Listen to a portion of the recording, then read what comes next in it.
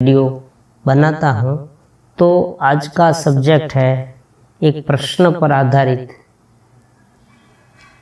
तो प्रश्न यह है कि अध्यात्म क्या है, और शुरू से अध्यात्म का जिसे कोई पता ही नहीं, कोई जानता नहीं, कोई व्यक्ति है अध्यात्म के बारे में कुछ भी न जानता हो, वो अध्यात्म के बारे में किस तरह से जाने। अध्यात्म क्या है, हमारे जीवन में अध्यात्म क्या है और उनकी उपयोगिता क्या है। प्रारंभिक स्टेज, अगर कोई जानता नहीं कि अध्यात्म क्या है, उसे मालूम ही नहीं, तो वो कैसे जाने कि इसे अध्यात्म कहते हैं, उनका हमारे जीवन में क्या उपयोग है। अध्यात्म का फर्स्ट जो प्रिंसिपल है, सबसे पहला सिद्धांत है, वो है परमात्मा का स्वीकार, सार्वत्रिक भगवान का स्वीकार, सार्वत्रिक परमात्मा का स्वीकार। एक निष्ठा,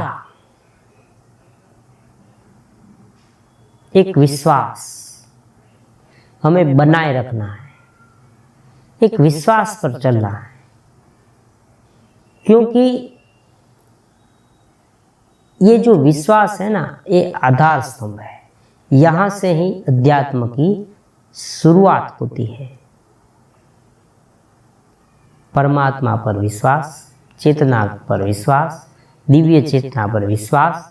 हमारे भीतर चेतना है, प्रत्येक जीव में चेतना है, ब्रह्मांड में चेतना है, और यही चेतना है, वही परमात्मा है, और वही ये सब चलाते हैं, हमें प्रेरणा भी देते हैं, और शुभ और अशुभ कर्म का फल भी देते हैं, वही चेतना है। तो चेतना का स्वीकार, परम चेतना का स्वीकार, परमात्मा का स्वीकार अध्यात्म का सर्वप्रथम स्टेप है। दूसरी बात है हमारे शरीर, तन और मन को जानना, ये अध्यात्म में आता है। अध्यात्म एक संपूर्ण विज्ञान है। देखो, बिना अध्यात्म के अगर कोई जगत में, इस संसार में रहे, तो ये जगत उनके लिए संसार हो जाएगा, मतलब एक प्रकार की विडंबना हो जाएगी। ये संसार उसे बंधन करता हो जाएगी। बंधन करता हो जाने का मतलब यह है कि वो इस संसार में भटक जाएगा, क्योंकि हम जानते हैं विषयों अनेक है, नित्य परिवर्तनशील परिस्थिति नित्य परिवर्तनशील है, और परिस्थिति के अनुरूप अगर हमारा मन ऊपर नीचे होता रहे तो निरंतर आनंद नहीं मिलेगा। कभी हम सुख का, कभी दुख का अनुभव करते रहेंगे, और कभी कभी बड़ी निराशा में गरकाव हो जाएंगे। मतलब कि हमारे जीवन में निराशा भी आ सकती है, हमें एक प्रकार का असंतोष भी हो सकता है। हम आत्मविश्वास गुमा बैठते हैं, आत्मविश्वास खो बैठते हैं। आगे कैसे बढ़ा जाए वो हमें पता नहीं चलता, क्योंकि केवल प्रवाह, ये जो जगत का प्रवाह है, उस पर आधारित अगर हम जीवन जिए तो ये सब हो सकता है। लेकिन अगर हमने अध्यात्म का आधार लिया तो हम इनसे ऊपर उठेंगे। हम जगत में रहेंगे, जगत का कार्य भी करेंगे, कर्म भी करेंगे, हमारे रूटीन क्रिया भी करेंगे, और हम उनसे ऊपर भी उठ सकेंगे। मतलब आनंद का अनुभव भी कर सकेंगे, पूर्ण संतोष का अनुभव भी कर सकेंगे। कहाँ ब्रेक मारनी है, कहाँ ब्रेक लगानी है, कहाँ गियर लगाना है, वो हमें पता चल सकेगा। तो जिन्हें अध्यात्म की ABCD मालूम नहीं, उनके लिए सर्वप्रथम जो प्रथम स्टेप है सार्वत्रिक परमात्मा का स्वीकार, और दूसरा जो स्टेप है वो तन और मन को जानना।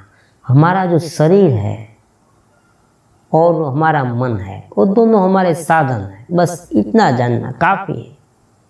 जो तन है वो पंचमहाभूत तत्व का बना हुआ है। शरीर, हमारा शरीर नाशवंत है, उनका जन्म हुआ है, उनका मृत्यु हुआ है, मतलब ये उत्पन्न होता है और उनका नाश होता है। नाश मतलब दूसरी, उनका विभाजन हो जाता है। और मन एक कर्टेन है, उनमें ये सारी संवेदनाएं, जो इंद्रिय है वो सारी संवेदनाएं मन में लाता है और मन से हमें ये क्या है ये सब हम जान सकते हैं। तो सार्वत्रिक परमात्मा का शिकार हुआ। दूसरा, तन और मन को जानना हुआ। तन और मन को जानना, वस्तु स्थिति का सुयोग्य रूप से उपयोग और उनसे ऊपर उठना अध्यात्म है। हमारी भीतर जो चेतना है उनमें रहकर कर्म करना अध्यात्म है। इसीलिए इसमें मेडिटेशन आता है, प्राणायाम आता है। हम प्राणायाम क्यों करते हैं? क्योंकि परम चेतना, प्राण की जो चेतना है उसे उजागर करने के लिए। इसी तरह से हम मेडिटेशन करते हैं। तो मेडिटेशन हमारी चेतना के साथ एकाकार होने के लिए, परमात्मा के साथ एकाकार होने के लिए, क्योंकि केवल प्रवाह पर आधारित जीवन हमें द्वंद्व युक्त कर देगा। सुख और दुख में पूरी तरह से घसीट लेगा, घसीट लेगा, अनुरुक्त कर देगा सुख और दुख में। तो हमें इनसे भी ऊपर उठना है। इसी तरह से अध्यात्म को जानने के लिए परमात्मा का स्वीकार और तन और मन को समझना है, उनसे ऊपर उठना है। अध्यात्म एक कला है, अपने आप में डेवलप करने की कला।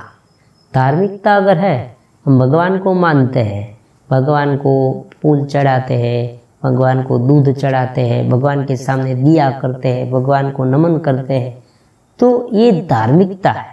परमात्मा की पूजा करते हैं, सब कुछ परमात्मा का अनुभव करने का जब हम प्रयास करते हैं तब अध्यात्म की शुरुआत होती है। अध्यात्म से हमें क्या लाभ मिलता है जल्दी से मैं कह देता हूँ, क्योंकि वीडियो बहुत लंबी नहीं करता हूँ। तो अध्यात्म के से हमें पूर्ण संतोष मिलता है, ये प्रथम। दूसरा, निरंतर आनंद मिलता है। हम जो कार्य करते हैं वो उत्साह से, पूर्णता से, पूर्ण चेतना से, ताजगी से कर सकते हैं। चौथे नंबर पर जो है वो हम इतना घुलमिल नहीं जाएंगे, हम अपने स्थिति में रहकर कार्य कर सकते हैं। इसलिए जब कोई विपरीत स्थिति उत्पन्न हो तो हमें इतना नुकसान नहीं होगा जितना नुकसान अगर हम अध्यात्म का पालन नहीं करते तो होता। क्योंकि हम इतना घुलमिल नहीं गए, हम थोड़ा अलग रहते हैं। जिस तरह से कोई बहुत बड़ा महासागर है, दरिया है, समुद्र है, सागर के तट पर बैठा हुआ व्यक्ति जिस तरह से मोजा है, जो सरोवर के मोजे, एक मोजा आया, दूसरा मोजा आया, तीसरा मोजा आया, इस तरह से जो मोजे आते हैं ना, वेव्स, उनको जिस तरह से देखता रहता है, उसी तरह से अध्यात्म का अध्ययन करने वाला साधक ये सुख और दुख को देखता रहता है। इसलिए उनमें पूर्ण रूप से अनुरक्त नहीं हो जाता कि वो निराश हो जाए।